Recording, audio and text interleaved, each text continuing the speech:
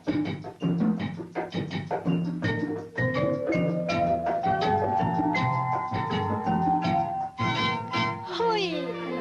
payunglah payung, akan dipang payung. Payung sutera nak raja muda. Alah tolong, tolong, Encik Abang tolong. Jangan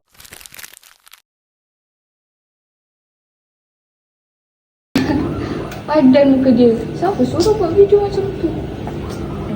Kenapa tu Hana? Tengok dia ni. Buat video tak apa-apa. Hana, tak semua perkara kita perlu komen. Alah, di sosial kan bebas. Aku nak cakap apa pun biar. Sebab itulah dunia makin adab. Bahasa menunjukkan bangsa. Kenapa dengan handphone aku ni? Rosak ke? Telefon ni rosak ke? Adakah kamu yakin di setiap perkataan yang kamu tulis tidak meninggalkan kesan? Siapa tu? Aku ialah Pustaka Hikmah. Aku menyimpan ribuan hikmah Melayu yang semakin dilupakan. Cis, AI sekarang nak berdrama pula. Jika benar begitu, beranikah kamu melihat akibat kata-katamu? Siapa tu?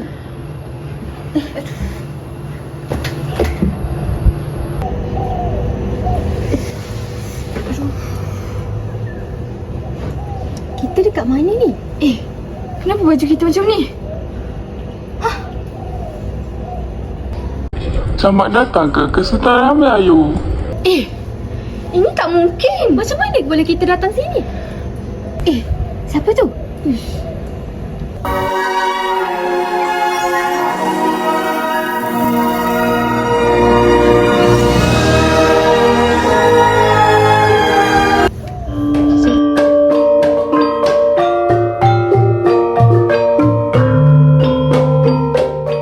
Assalamualaikum. Waalaikumsalam. Hai. Mari kita ke istana. banyak telur, sungainya lutur.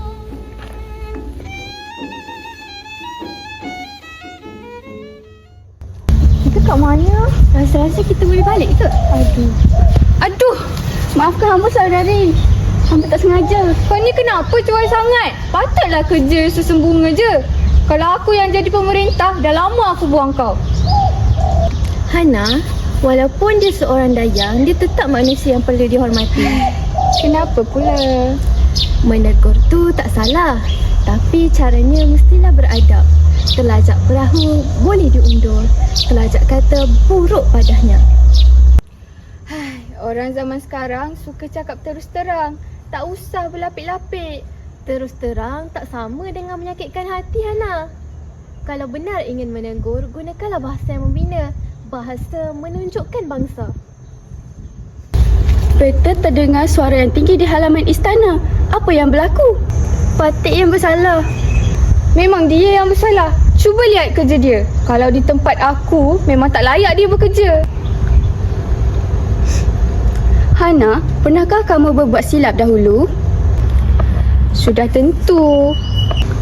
Adakah kamu ingin dihina setiap kali kamu membuat kesilapan? Kesilapan merupakan peluang untuk belajar, manakala penghinaan pula hanya menambahkan luka. Benar Tun Seri, bagai menarik rambut di dalam tepung, rambut tidak putus, tepung tidak berselerak. Orang yang bijaksana menyelesaikan masalah tanpa menjatuhkan marah orang lain. Tapi dia memang patut terima teguran. Benar, teguran itu ubat. Penghinaan itu racun. Nampak tak bezanya, Hana? Tidak, aku masih rasa aku yang betul. Kalau begitu, ikut better. Okey. Kita nak ke mana lagi ni? Ikut je lah.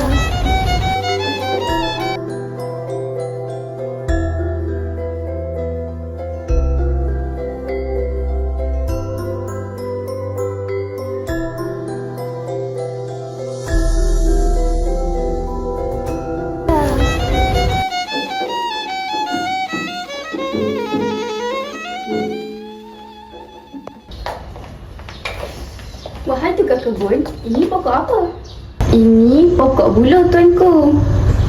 Ya, kenapa buluh tak patah ketika angin kuat? Kerana buluh merendahkan dirinya. Manusia juga begitu. Semakin tinggi ilmunya, semakin rendah hatinya. Benar, ikut rasmi padi, semakin berisi, semakin tunduk. Apabila kita sentiasa memandang rendah orang lain, sampai bila-bila pun kita tak akan belajar menghargai orang lain. Adakah kamu benar-benar yakin bahawa kata-kata tidak meninggalkan luka? Kenapa ni Hana? Tak ada apa-apa. Wahai Hana, pedang hanya melukakan tubuh, tetapi lidah boleh melukakan hati bertahun-tahun lamanya.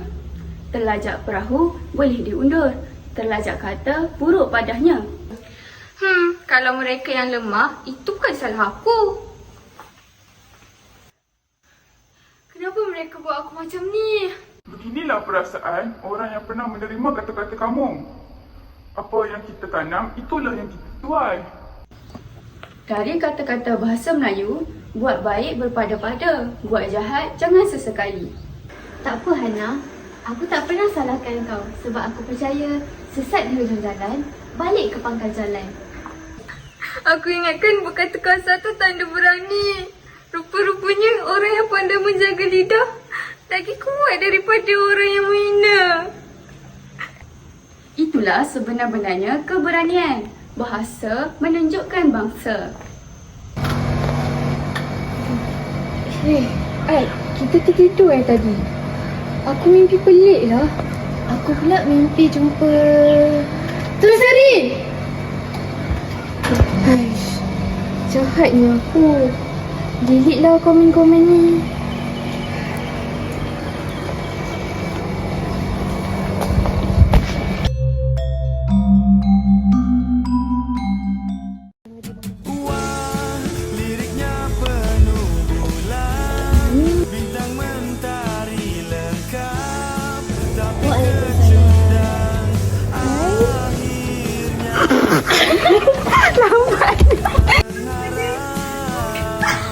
Mana? Di mana? Di mana?